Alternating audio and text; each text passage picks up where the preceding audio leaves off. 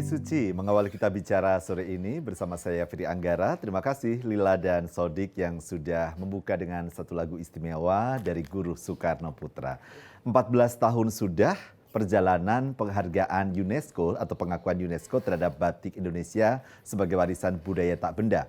Tentu sekarang tantangannya bukan lagi sekedar bagaimana masyarakat menggunakan dan bangga memakai batik, tapi juga bagaimana kemudian daya dukung atau upaya-upaya strategis untuk membuat inovasi-inovasi di bidang yang berkaitan dengan batik. Bukan hanya dari sisi motif, tapi juga tekstilnya, termasuk bagaimana pewarnaannya. Nah, kita akan berbicara hari ini bagaimana inovasi yang perlu dilakukan untuk pelestarian batik, tapi sebelumnya saya akan ajak Anda untuk kita lihat dulu slide berikut. Di sini tertera jelas pemirsa, pada tanggal 2 Oktober 2009, UNESCO menetapkan batik Indonesia sebagai World Intangible Heritage. Batik layak mendapat predikat sebagai warisan budaya lokal tak benda yang merupakan sebuah proses kreatif dari masyarakat yang harus disosialisasikan dan diinternalisasikan kepada semua pihak. Seperti saya sampaikan tadi, tidak cukup sampai di sini, upaya untuk mendukung teknologinya juga harus kita lakukan bersama. Saya akan mengundang dua narasumber untuk hadir di ruang tamu kita bicara. Ada Bapak Insinyur Agus Taufik BE MSc, dosen rekayasa tekstil, Fakultas Teknologi Industri Universitas Islam Indonesia, dan Mas Arief Wicaksono, CEO Biksa Batik dan anggota komunitas organik DIY. Saya akan mengundang untuk bergabung. Silakan Pak Agus dan Mas Arief untuk bisa duduk bersama saya di ruang tamu kita bicara. Selamat datang Mas Arief, Pak Agus, terima kasih sudah hadir di sini. Silakan duduk. Sebelum kita berbincang lebih jauh tentang apa yang perlu kita lakukan untuk mendorong inovasi batik, kita akan mengajak pemirsa untuk menyaksikan tayangan video berikut ini.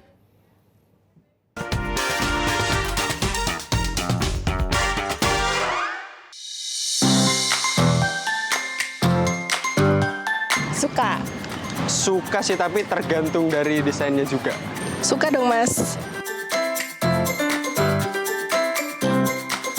Batik itu sebenarnya bukan cuman sekedar budaya, tapi juga lebih ke pakaian sehari-hari yang mencerminkan Indonesia. Batik ya termasuk kebudayaan bangsa yang harus dilestarikan juga ya, Mas. Apalagi sudah turun-temurun dari dulu. Juga bisa kan ada desain yang bagus, mungkin ada makna-maknanya tersendiri, ada artinya tersendiri gitu juga. Kalau batik sendiri itu kan budaya dari Indonesia ini. Nah, batik itu juga memiliki makna sendiri dari berbagai motif-motifnya. Dan juga biasanya kalau batik itu sama anak-anak muda sekarang dijadikan fashion gitu ya, Mas.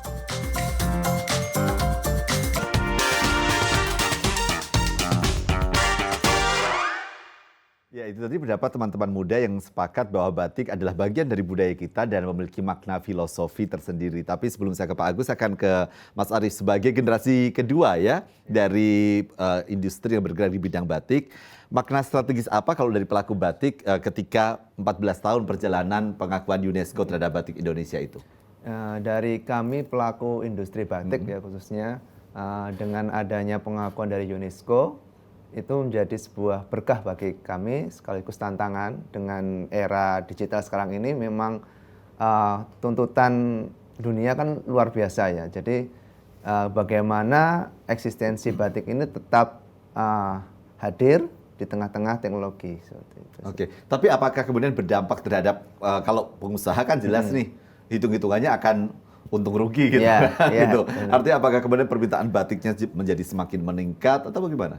Ya, dari permintaan pun sekarang sudah lumayan cukup meningkat, apalagi dengan diakui UNESCO, banyak bermunculan batik yang dulu identik batik Jawa, sekarang daerah-daerah baik Pulau Kalimantan, Sumatera, segala macam itu muncul motif-motif baru di daerah tersebut sih. Jadi. Oke, tapi 14 tahun Mas, ini kan waktu yang cukup panjang ya, 2009 sampai sekarang. Perkembangannya signifikan nggak untuk Mas Arief melihat? Untuk perkembangannya kebetulan karena kami sendiri itu memang bergeraknya dengan batik pewarna alam, memang dimulai dari adanya konferensi Geneva itu tahun 95. Dan kita itu mulai industri batik dan pewarna alam itu dari 98 itu.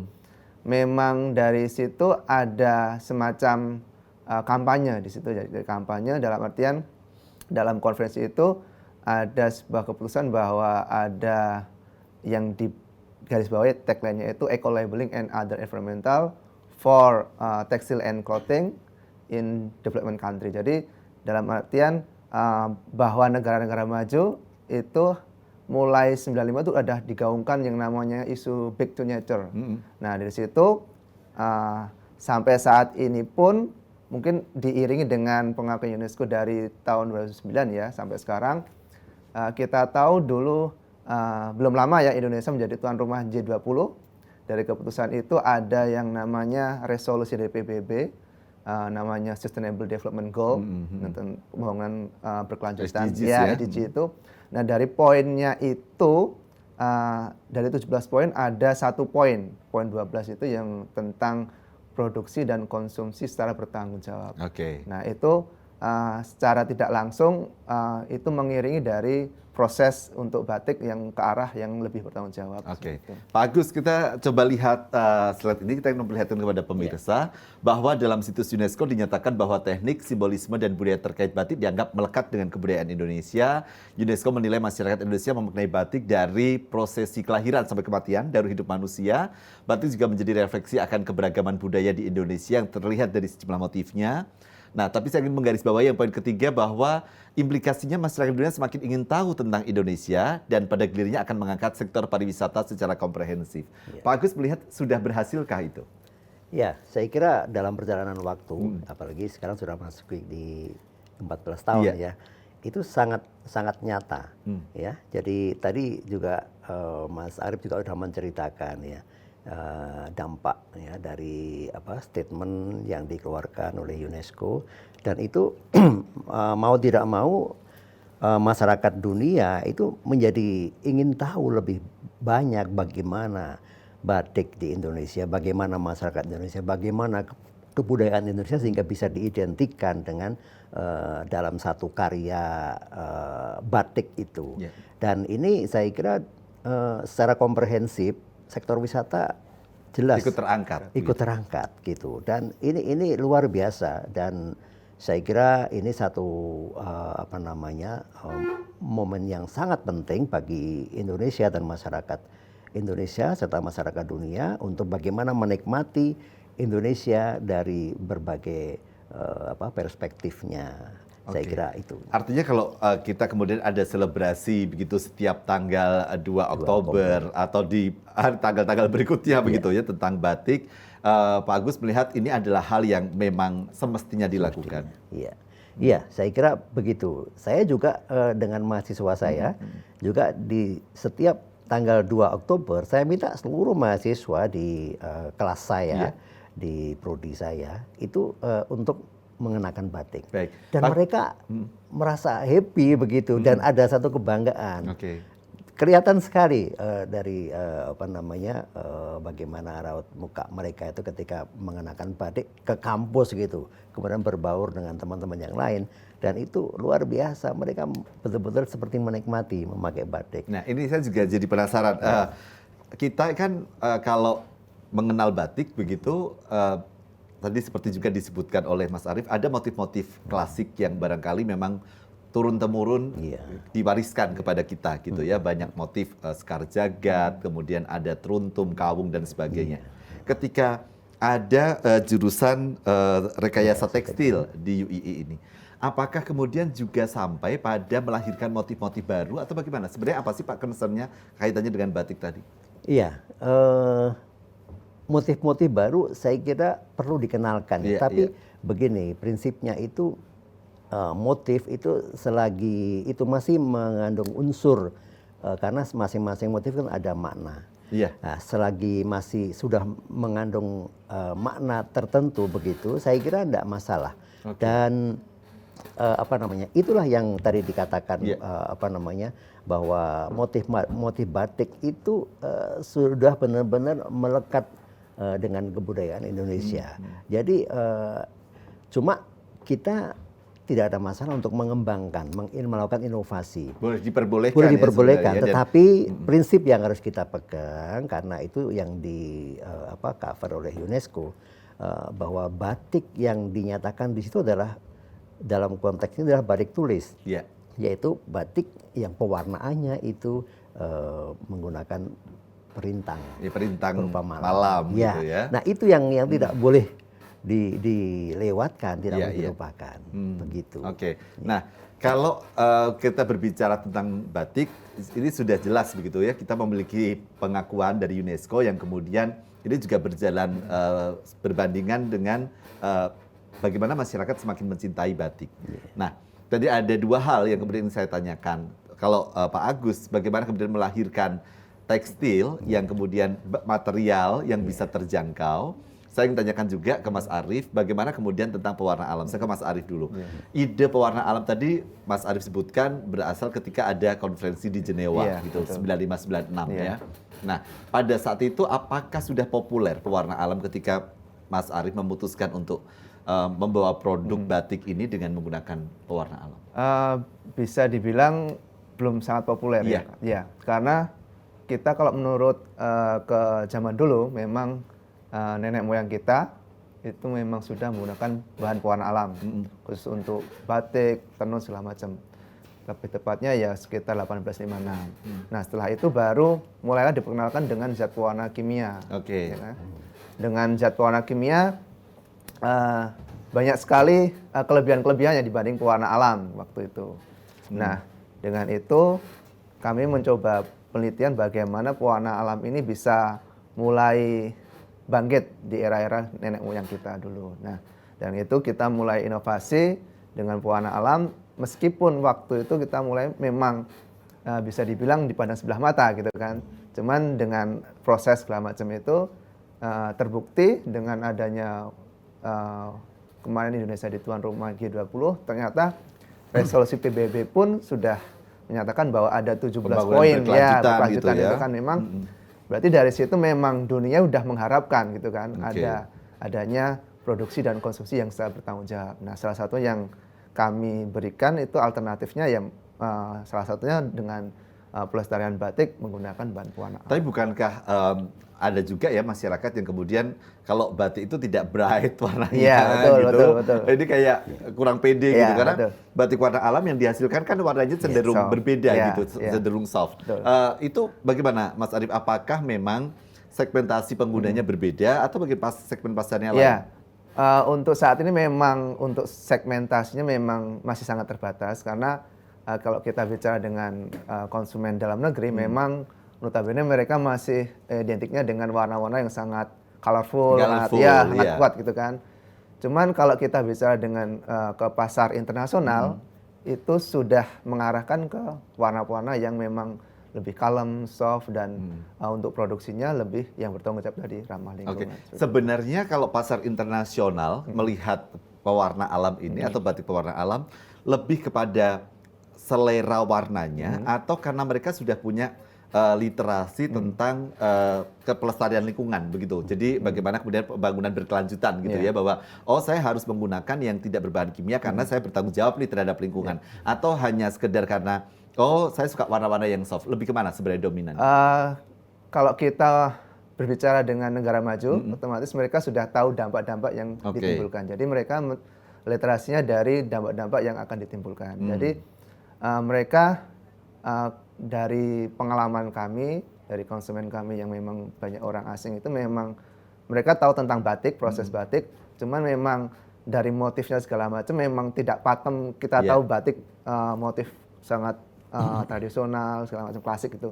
Mereka mengkombinasikan dengan motif-motif yang kekinian di daerah mereka dengan mengangkat pewarna-pewarna yang ramah Baik. lingkungan. Nah, tapi bukan berarti kemudian kita mengecilkan juga pelaku usaha batik yang menggunakan pewarna kimia karena sebenarnya selama itu diatur dengan sebuah mekanisme pembuangan limbah yang tepat, tentu tidak akan mencemari.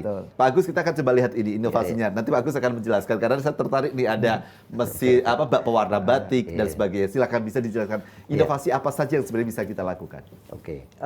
Inovasi teknologi di sini yang dimaksudkan sebenarnya tidak untuk menggantikan peran manusia, ya, tetapi lebih kepada mempermudah dan mempersingkat proses produksi batik, ya. Jadi karena kita tahu bahwa batik tulis itu butuh waktu yang lama, ya, dan itu orientasinya ke kualitas begitu. Artinya bahwa itu betul-betul merupakan satu proses yang panjang. Dan bahkan satu lembar kain tuh ada yang diselesaikan dalam waktu 1 sampai 2 bulan. Iya.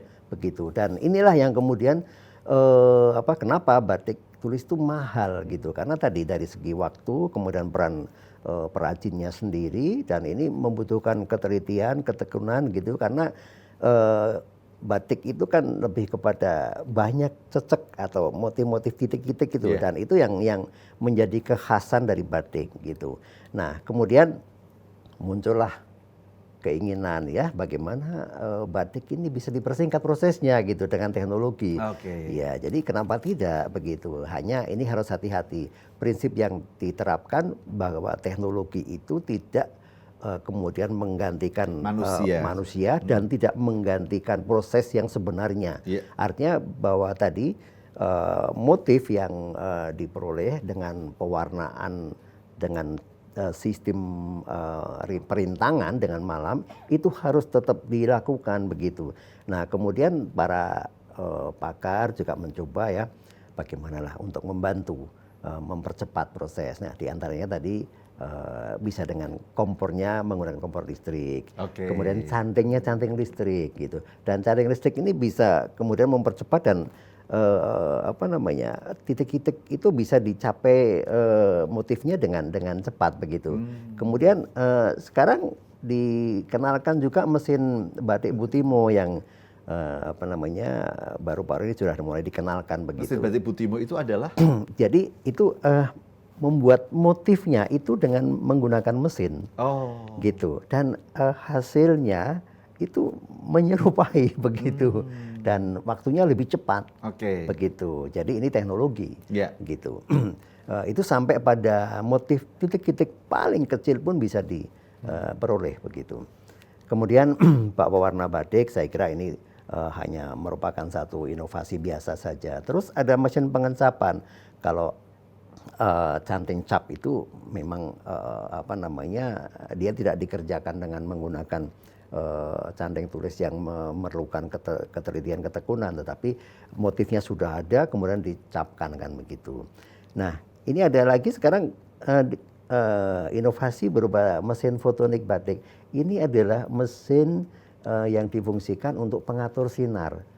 Pengatur sinar, dan ini lebih banyak digunakan untuk warna-warna indigo sol. Maksudnya pengatur sinar itu untuk proses pengejemurannya? Iya, pengganti lah. Pengganti, karena kan indigo sol dia butuh penyinaran untuk membangkitkan warnanya itu. Baik. Gitu. Jadi artinya sebelum digunakan kepada tekstilnya ya, pada kainnya ya. Baik. Kita jeda terlebih dahulu karena ini juga menarik. Apakah kemudian inovasi-inovasi ini mampu menekan biaya produksi sehingga lebih terjangkau? Karena salah satu keluhan dari masyarakat adalah ketika bicara batik, konon katanya ada beberapa pihak yang mengeluhkan harganya kan cukup tinggi ya untuk kemudian dipakai sehari-hari. Kita temukan jawabannya sesaat lagi. Bicara data, bicara fakta, hanya kita bicara, kita bicara.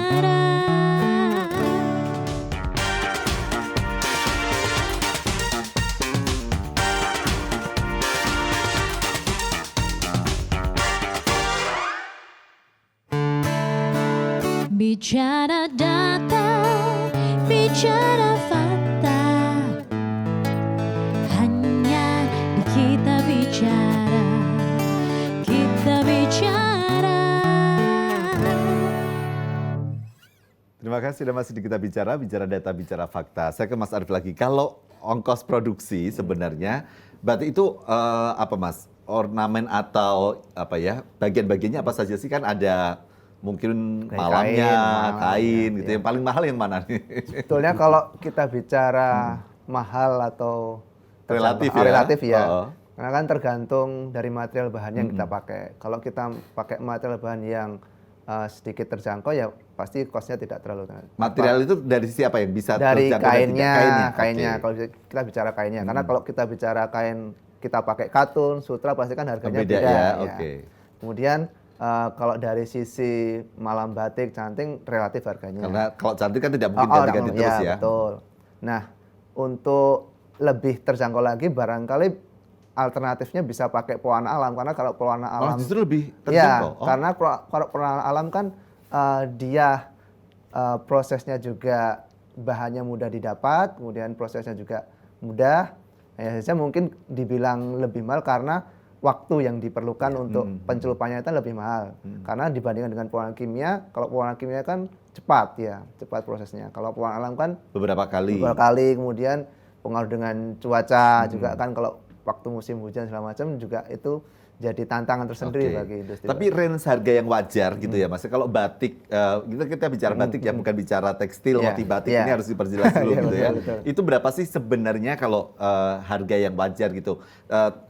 Kita yang tidak pewarna alam lah, yang kimia misalnya. Kalau yang kimia yang tahu saya sekitar untuk satu potong ya 2 meter biasanya ada yang 150.000. Oh, 150.000 Ya, sebenarnya sudah udah bisa. dapat ya. Oh, sudah Kimia, dapat dan kimia itu bisa untuk satu potong kain 2 satu meter. 2 meter bisa untuk satu baju Iya, mungkin ya. betul, iya. Oke, jadi artinya kan tidak yang terlalu mahal Betul, sekali ini. betul, Ya, betul. hanya kadang-kadang mindset masyarakat kita kan Iya. kalau bicara batik berarti sudah mahal Iya. banget. Kalau kita bicara yang tingkatnya beragam macam-macam ya, ada yang cap juga kan. Iya, betul. Yang 150 itu kan berarti yang Yang cap. cap, ya, Nah, ini informasi nih untuk Iya, pemirsa gitu, iya. daripada kita memakai tekstil motif batik Batik. kan mending Betul. pakai batik cap tapi benar-benar Iya. batik, karena yang disebut batik kan menggunakan perintang Iya, malam tadi. betul. Apakah masih ada yang bisa ditekan lagi Pak Agus, dari inovasi teknologi itu mungkin bisa menghasilkan sebuah biaya produksi yang lebih murah begitu barangkali? Oke, sebenarnya kalau inovasi teknologi itu jelas untuk biaya di awal tuh pasti akan tinggi ya, karena pengadaan alat atau teknologi itu sendiri. Tapi dalam kurun waktu perjalanan itu akan menjadi murah biayanya, karena tadi seperti disampaikan Mas Arief juga bahwa waktu itu kemudian membutuhkan tenaga, dan ini jelas butuh ongkos begitu. Nah, dengan adanya inovasi teknologi ini setidaknya bisa mempersingkat prosesnya, sehingga waktu yang diperlukan untuk sebuah proses pembatikan itu menjadi lebih singkat gitu. Jadi saya kira dalam kurun waktu beberapa lama ini akan bisa dicapai yang namanya penghematan biaya begitu. Saya kira itu. Oke, Pak Agus, kalau rekayasa tekstil sebenarnya apa yang kemudian dihasilkan sebagai output dari proses belajar karakter mahasiswa ini? Ya, kalau di tempat kami di rekayasa tekstil itu banyak ya, karena kita punya 4 peminatan begitu ya. Ada fashion design, kemudian ada manufacturing, kemudian ada proses kimia tekstil termasuk ini pewarnaan sampai pada pembatikan, kemudian ada tekstil fungsional. Jadi limbah-limbah yang bisa diolah kembali itu bisa dijadikan satu material yang luar biasa, komposit ya. Dan juga seperti untuk batik itu sendiri, kami juga mengajarkan ada satu mata kuliah sains dan rekayasa batik. Nah, di situ mahasiswa kita kenalkan bagaimana sejarah batik, kemudian rekayasanya seperti apa begitu, sehingga mereka akan paham gitu. Tapi di situ kalau namanya batik, kita tetap memegang prinsip yang satu itu, di mana menggunakan perintah malam, meskipun kemudian ada rekayasa pemanfaatan teknologi tadi, misalnya menggunakan kompor listrik, sating listrik, kemudian juga ada tadi mesin untuk penyinaran dan sebagainya, tapi bahwa ada perintah malam itu tidak boleh dikesampingkan karena esensi batik ada di situ, begitu. Dan generasi muda yang kemudian ingin melahirkan inovasi-inovasi di bidang batik semakin banyak. Semakin banyak, dan mereka merasa senang begitu, dan mereka justru berkeinginan juga untuk mengembangkan dengan pakem yang sebenarnya dari batik itu sendiri, ya seperti tadi yang disampaikan Mas Arief dan juga dari Mas Ferry sendiri tentang motif-motif yang terjadi dikembangkan di beberapa daerah. Sekarang itu kan banyak sekali begitu. Betul. Makanya kan ada yang namanya batik Madura, batik Pekalongan, gitu ya. Kemudian motif kawung, ya parang dan sebagainya. Jadi seperti itu. Nah, sekarang kita akan fokus tentang pewarna alamnya nih. Saya ingin tanya ke Mas Arief. Seberapa mudah sebenarnya menemukan sumber-sumber untuk menghasilkan pewarna alam di lingkungan kita? Jadi kalau kita bicara dengan pewarna alam, sebetulnya sumber pewarna alam ada 3. Bisa dari binatang, dari mineral, kemudian dari tumbuhan. Nah, tapi kita ambil yang mudah dibudidayakan secara berkelanjutan, yaitu dari tumbuhan. Nah, tumbuhan salah satunya yang paling sangat diminati itu yaitu biru dari daun indigo vera. Indigo ya, Itu sangat diminati sekali. Kemudian ada dari kulit buah jalawe, itu zaman dulu memang untuk jamu untuk putrian gitu di dalam keraton. Kemudian yang satu lagi dari pemanfaatan kulit kayu bakau. Nah, sebetulnya kalau kita bicara pewarna alam banyak sekali. Cuman kalau kita aplikasikan untuk batik memang masih terbatas itu. Kenapa? Karena dalam proses batik sendiri ada proses yang namanya pelepasan malam lilin batik, yang dimana prosesnya dilorot, direbus, ya kan. Nah, itu ada beberapa tanaman, sumber tanaman itu yang dia kekuatan zat warnanya tidak sekuat tadi 3 tanaman itu dari penelitian kami. Sehingga yang terjadi adalah warnanya pudar. Ya, pudar. Nah, itu mungkin yang harus diketahui para pengrajin batik, khususnya yang mau berkecimpung dengan pewarna alam. Tapi 3 tadi yang disebutkan, misalnya indigo, kemudian ada buah kulit jalawe, ada kulit kayu bakau. Kayu bakau itu kalau kita bicara di Jogja relatif mudah ditemukan. Mudah. Itu dibudidayakan atau sebenarnya tanaman liar? Kalau kita bicara bakau, mangrove itu kan ada peremajaan pasti sumbernya banyak. Kemudian kalau kulit buah jalawe memang di pegunungan desa-desa itu masih ada tumbuhannya. Lalu untuk tanaman indigo vera itu tergolong tanaman perdu. Jadi secara berkelanjutan dia pasti akan cepat tumbuhnya. Tapi Pak Agus, saya pernah bertemu juga dengan beberapa orang begitu yang menceritakan memang batik pewarna alam, khususnya indigo, itu kan sebenarnya dulu potensi yang besar yang ada di Indonesia, dan termasuk jalur perdagangan yang kemudian sempat oleh di masa penjajahan dihilangkan begitu karena potensi yang sangat besar, bahkan setara dengan rempah kalau tidak salah begitu. Betul, apakah seperti itu? Iya, saya kira begitu. Jadi indigo vera ini memang bagus ya, orientasinya ke biru ya. Indigo vera itu dan saya juga mungkin bisa nanti kita akan perlihatkan slide-nya ya. Oke. Kalau begitu kita tahan dulu. Seperti apakah indigo vera ini agar teman-teman muda juga bisa mengetahui termasuk warna yang dihasilkan, dan ada juga inovasi yang dilakukan Mas Arief karena Mas Arief membuat inovasi pewarna alam tapi dalam bentuk bubuk ya, sehingga lebih mudah digunakan. Seperti apa inovasinya? Tetap bersama kami di Kita Bicara Data, Bicara Fakta. Bicara data, bicara fakta, hanya di Kita Bicara, Kita Bicara.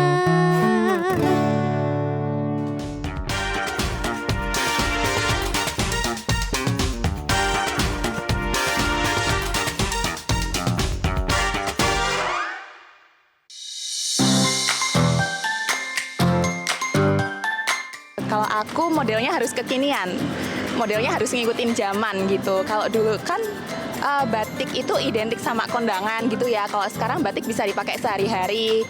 Kayak kalau sekarang tuh motif batiknya kalau untuk anak muda gitu lebih ke outer kayak gitu. Untuk anak muda, kalau menurut saya kan anak muda memiliki selera masing-masing. Kalau menurut saya dari warnanya juga itu sangat berpengaruh. Terus model desainnya juga yang sedikit elegan gitu, nggak terlalu lama banget, tapi masih ada unsur budayanya gitu, Mas. Mungkin batik-batik sekarang itu mengikuti tren anak-anak muda dari warnanya juga. Kalau misalnya dari motifnya mungkin nggak bisa ya Mas buat diganti karena mereka punya filosofi sendiri, tapi mungkin warna yang bisa lebih menarik buat anak-anak muda gitu.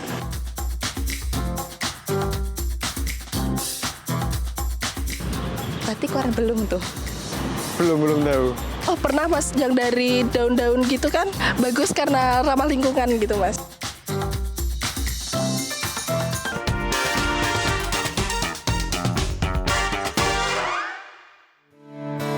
Bicara data, bicara fakta, hanya di Kita Bicara, Kita Bicara. tadi saya sempat menampilkan tayangan, ada 3 orang yang saya tanya tentang batik pewarna alam.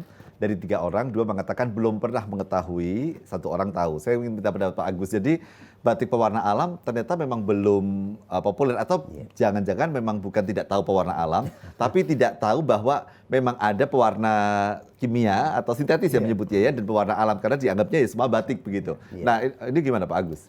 Ya, pewarna alam itu sebagaimana kita ketahui kan seperti disampaikan Pak Arief juga tadi, itu diperoleh dari alam kita begitu, dan luar biasa kekayaan alam kita itu memberikan semua yang ada itu bisa dimanfaatkan begitu. Nah kalau anak-anak muda termasuk mungkin generasi sebelum saya atau mungkin sesudah saya itu juga mereka tidak atau belum mengenal yang namanya pewarna alam. Mereka taunya bahwa pewarna-pewarna untuk batik itu adalah pewarna-pewarna dengan warna-warna yang soft ya, kecoklatan, rata-rata mereka pahamnya begitu. Atau taunya ya sudah batik saja gitu, tidak ada proses pewarnaan di sana gitu ya. Nah kemudian konteksnya dengan ramah lingkungan tadi, kita dengan menggunakan pewarna alam itu sudah jelas ya. Kalau sintetik ya tadi disebutkan Pak Arief juga, itu tentu saja akan menghasilkan sisa atau limbah yang cukup membahayakan bagi lingkungan apabila tidak dilakukan pengolahan. Betul. Karena itu seperti yang kita lihat saat di sana ya, diupayakan melalui pengolahan limbah sisa lilin atau malam supaya kegiatan membatik itu tidak lagi mencemari lingkungan. Itu yang perlu kita lakukan sekarang supaya tidak di-adjust bahwa batik itu ternyata juga mencemari lingkungan begitu. Nah, ini yang perlu kita lakukan. Pak Agus, saya ingin tanyakan, artinya begini, limbah sisa lilin atau malam agar tidak mencemari lingkungan itu sebelum dibuang, sebenarnya bisa saring dulu di filter. Bisa kita lakukan itu. Dan bahkan itu kan kalau seperti malam atau lilin itu kan bisa di-reuse. Jadi bisa digunakan kembali. Tapi ini harus kita lakukan pengolahan begitu supaya tidak, kalau kita langsung buang ke saluran apalagi ini berbahaya sekali. Dampaknya apa sih Pak sebenarnya, dampak terburuk? Ya saya kira dampaknya ya pada kesuburan tanah kah atau apa? Selain kesuburan tanah juga kualitas air. Kualitas air yang dikonsumsi itu sangat terganggu oleh adanya ini limbah batik ini. Nah untuk itu makanya saya berharap ya apabila mungkin tuh batik itu bisa di-branding menjadi batik yang ramah lingkungan gitu. Dan ini supaya orang atau pelaku-pelaku industri batik ya seperti Mas Arief juga tentu beliau sudah paham gitu. Bagaimana supaya tidak mencemari lingkungan dari proses pembatikan itu. Nah diantaranya bisa dimulai dengan tadi teknologinya ya kita coba ya secara perlahan lah, tidak kemudian masif begitu, karena nanti khawatirnya kan ada image bahwa oh ini teknologi ini akan menggantikan manusia, berarti nanti akan ada penghilangan penghasilan untuk tenaga manusia. Kemudian pakai pewarna alam ya, untuk membatik seperti yang diceritakan Mas Arief juga. Pewarna alam itu sendiri banyak sekali macamnya. Tadi disebutkan Mas Arief ada 3 paling tidak, tapi lebih daripada 3. Baik, gitu. Saya akan berdiri boleh ya untuk mencoba memperlihatkan slide berikutnya. Coba kita lihat karena ada beberapa slide yang akan kita tampilkan di sini. Nah ini pewarna alam yang bisa kita lakukan. Ini contohnya ya, kayu tegeran. Kayu tegeran ini menghasilkan warna apa Pak Agus? Itu orientasinya ke kecoklatan ya. Kecoklatan. Ya, kuning kecoklatan. Ya. Proses pengolahan kayu tegeran menjadi pewarna alam bagaimana caranya? Itu seperti di gambar itu, itu kan dirajang-rajang gitu ya, dicacah. Kemudian nanti melalui perebusan.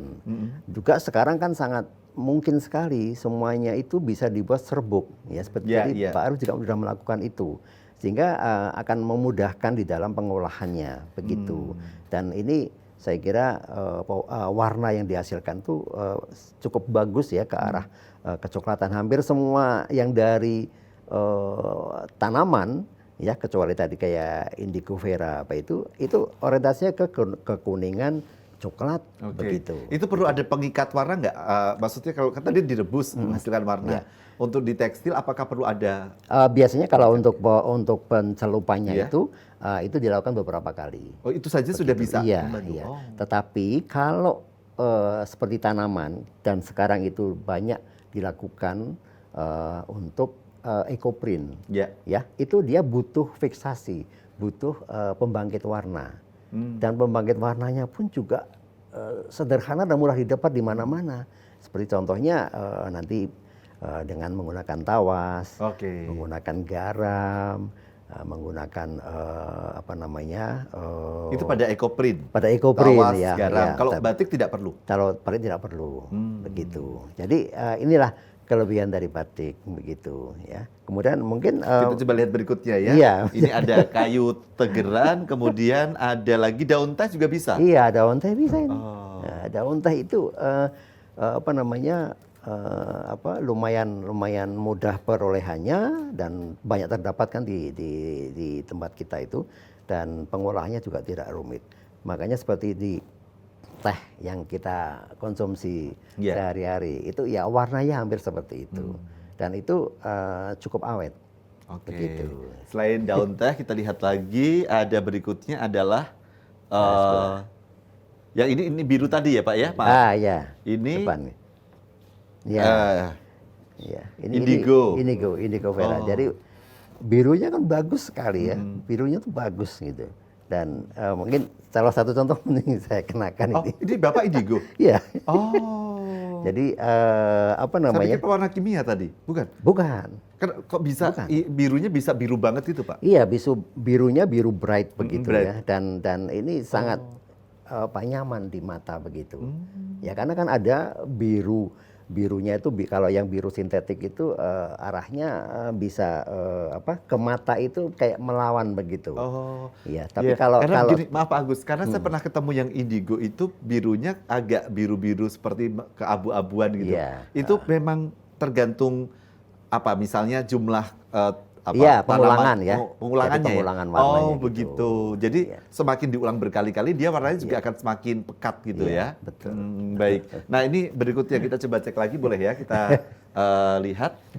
Nah, kalau ini apakah gambar saja atau memang bisa digunakan juga? Ini bisa digunakan. Bawang Ya, merah? Bawang merah Oh. bisa digunakan. Itu untuk arahnya ke jingga. Oh, bawang Iya, merah. jingga. Bagaimana direbus juga? Bisa dilakukan perajangan, Perajangan. ya, kemudian nanti dilakukan untuk perebusan. Karena saya Jadi- biasanya bawang merah dirajang dikasih minyak kalau lagi perutnya nggak nyaman. Oh, ternyata bisa juga ya. Oke, Jadi oke, ya oke. inilah uniknya batik ya di negara Iya. kita. Baik, nah Mas Arif sekarang kita lihat nih inovasi yang dilakukan Mas Arif. Ini kan ini ada jalawe, Jalawe, ya, iya. menghasilkan warna kuning. Iya. Kemudian ada lagi bakau. Bako-bako yang mahon apa? Tinggi tadi. bako Oke, itu. kemudian ada secang. Ya, secang. Oh, saya taunya secang untuk minum Minum. ternyata bisa juga Bisa, ya. bisa. Nah, kalau ini bentuknya bubuk. Itu serbuk ya. Jadi Serbuk ya. grinding misalnya jadinya kayu tapi diserbukkan. Mm-mm. Cuman kalau yang ini memang dari ekstrak. Oh, beda ya? Beda. Kalau itu prosesnya masih perebusan dengan air direbus. Yang mana? Yang ini, oke. Kan masih bentuknya masih serpian kayu ya. Heeh. Kalau yang satunya lagi cukup dengan air panas dilarutkan udah jadi warna. Lebih lembut. Nah, ini komposisi penggunaannya bagaimana? Misalnya satu botol ini untuk berapa meter kain atau berapa kali pengolahan? Atau? Untuk sementara ini untuk kapasitas untuk kain besar kita masih uji coba. Tapi untuk proses dalam batik kan ada proses pewarnaan secara coletan semacam itu, kita bisa pakai itu. Jadi cukup dikentalkan dengan konsentrat yang sedikit, paling enggak ya bisa 10 gram, 1 liter gitu kita coletkan bisa. Oke. Nah, pertanyaannya kan begini, apakah kemudian ada kemungkinan gagal ketika prosesnya? Entah gagal ketika dari proses pembuatan pewarna alamnya atau ketika proses pencelupannya misalnya ya. Kita akan temukan jawabannya pemirsa, tetap bersama kami di Kita Bicara, bicara data, bicara fakta. Kami akan lanjutkan dialog ini di segmen keempat usai jeda berikut. Bicara data, bicara fakta, hanya kita bicara, kita bicara.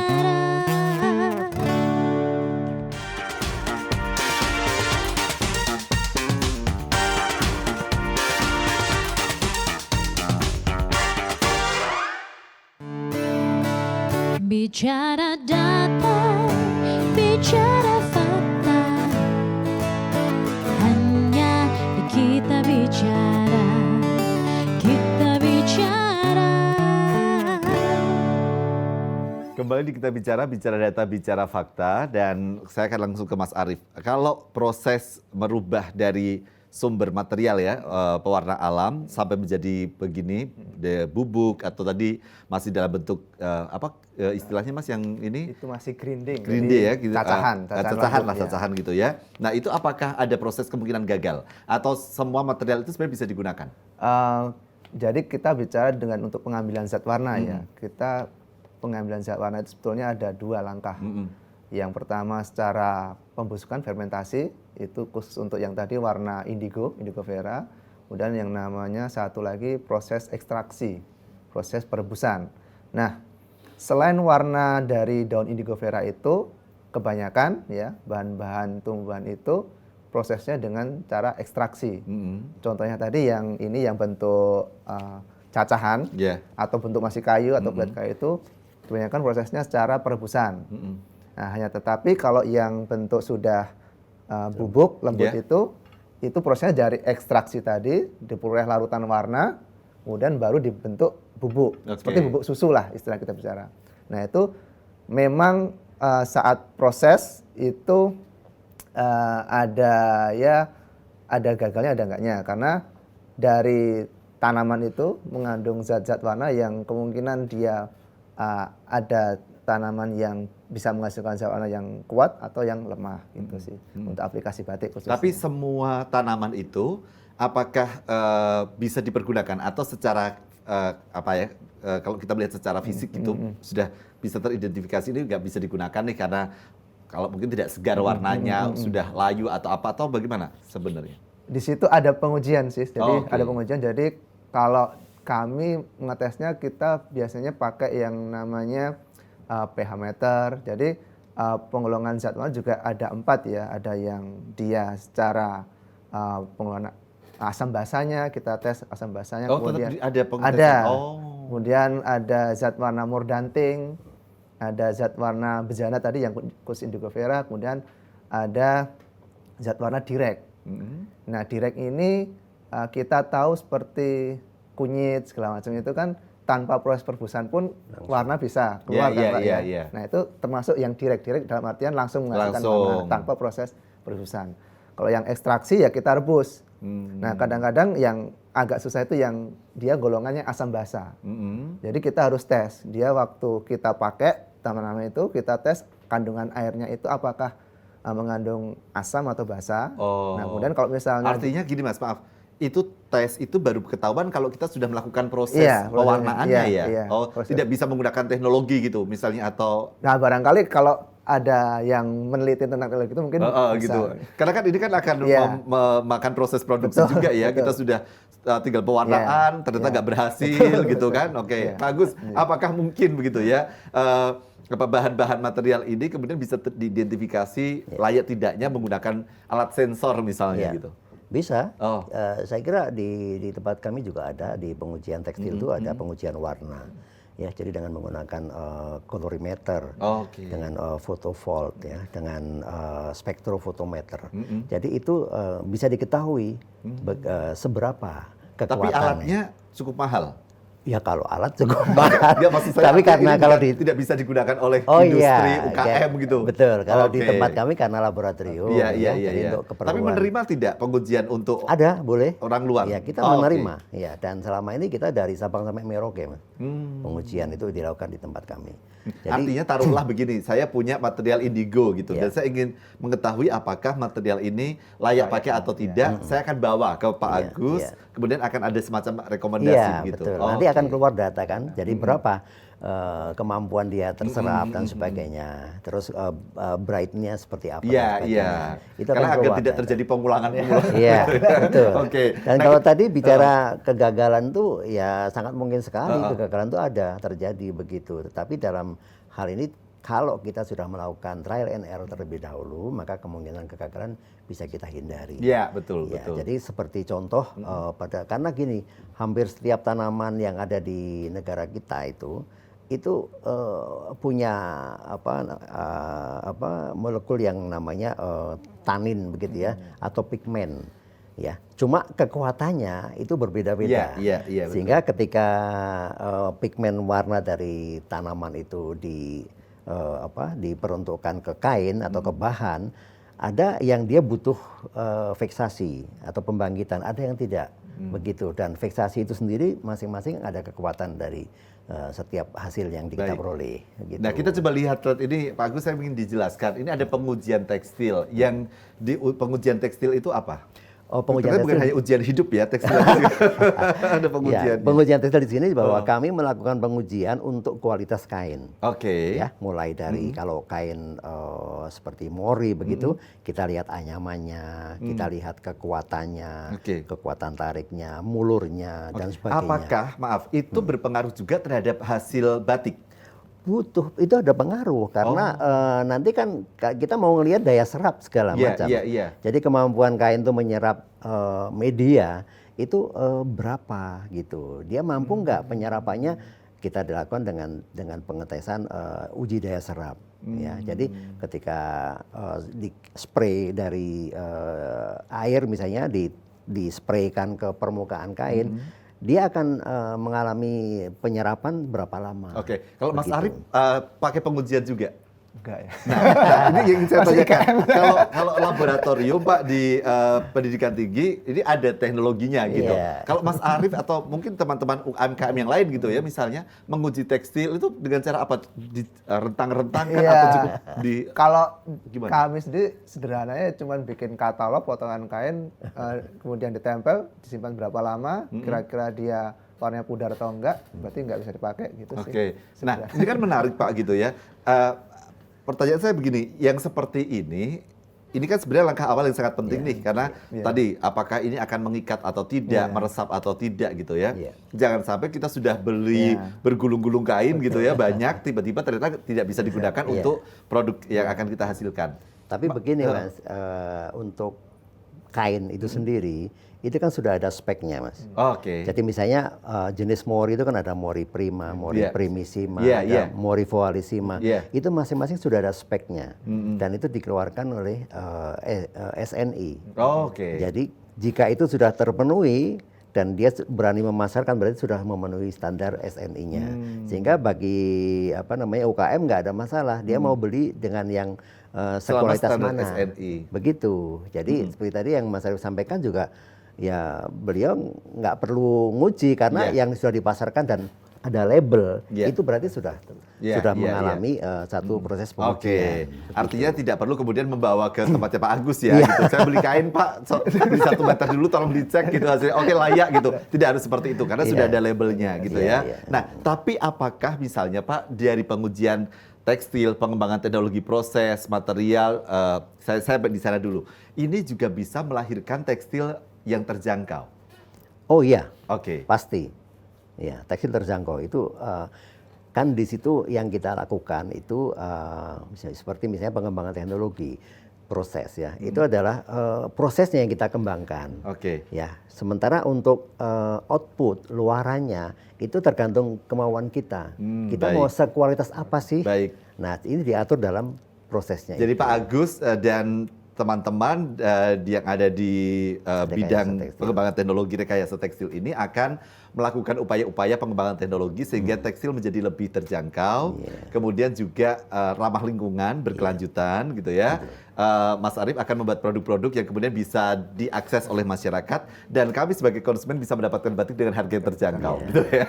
Oke, baik. Mas Arief terima kasih, Pak Agus terima kasih sudah hadir di Kita Bicara dan pemirsa kita akan kembali menjumpai Anda di Kita Bicara edisi berikutnya. Sampai jumpa.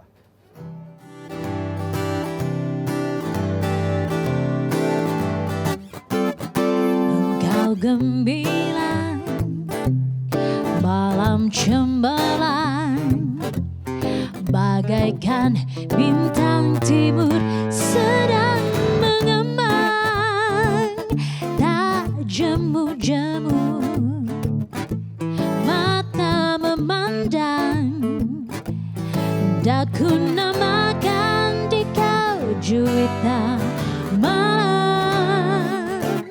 Sinar matamu menari-nari langsung menembus ke dalam jantung kamu. Aku terpikat masuk perangkap, apa daya asmara sudah melekat. Juwitan malam, siapakah gerangan tuan? Juwitan malam, dari bulankah tuan? Kereta kita segera tiba di Jatinegara, kita akan berpisah. Berilah nama, alamat serta esok lusa boleh kita jumpa pula. Esok lusa boleh kita jumpa pula. Esok lusa